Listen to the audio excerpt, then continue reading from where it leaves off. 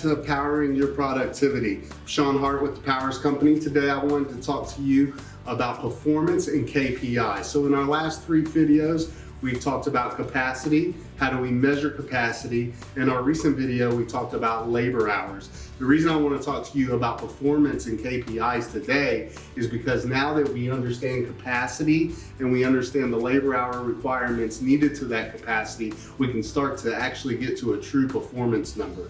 So let's use our example from the past. We still have our slicer, our multi-vac, our pack-off areas, okay? Remembering that our capacity was 100 pounds per hour. And then we also knew that we needed 5 labor hours per hour to meet that capacity goal, okay? So now that we know that, our performance is actually gonna be a numerator and denominator. And what we're gonna do is we're gonna take the capacity, which is 100 pounds, okay?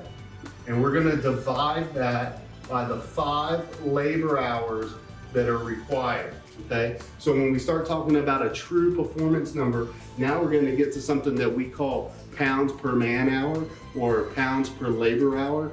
Even in any other industry outside of food and beverage, it would just be the unit that you're measuring for your capacity divided by those labor hours. So here what we get is we actually get 20 pounds per labor hour, okay? So every hour when we talk about performance and when we go engage our teams out on the line, we're gonna be measuring to this number, 100 pounds per labor hour, okay? So we're just gonna call this performance right here. So performance equals 100 divided by 5, which equals 20 pounds per man hour. Now a common question I get, they say, Sean, what happens if I don't run the full hour? What if I only run a half an hour?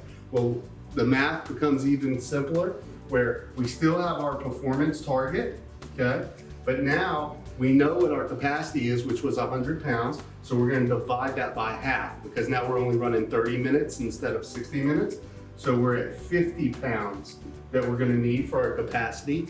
Now the same goes for our labor requirements as well. Although we have 5 people, they're only gonna be using half of their time for 30 minutes. So that's actually gonna be 2.5 labor hours, okay? So what that ends up meaning for us is still the requirements are 20 pounds per labor hour. So when we go out there and measure our lines, no matter if we're running a full hour, 30 minutes, maybe you have to run 45 minutes, 15 minutes, the overall achievement performance goal is still to be at 20 pounds per man hour.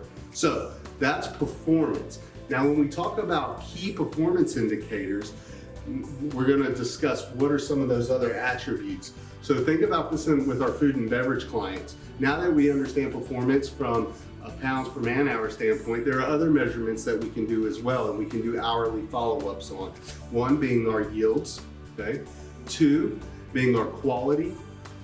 3 being our downtime, okay? So if we have any mechanical errors that pop up throughout the course of the day or any variances that meet us from helping us meet our capacity goals, then we're gonna be able to measure those. The biggest one that we all know, safety and food safety. So that, I always say, goes right up here at the top. It's your number 1 goal, okay?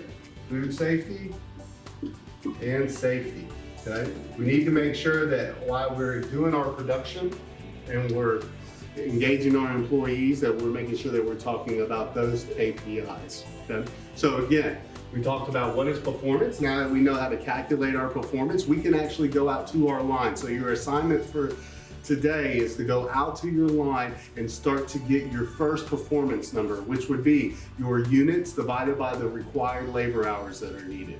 Now, if you get really anxious and you really want to get out there and ambitious to get out there and get some more KPIs, try getting your yields, try getting some quality numbers, try getting some downtime, and start to huddle your teams together and start to communicate with them how we're doing on those performance numbers. So thank you again for joining me. Go out there, power your productivity, and we look forward to seeing you next time.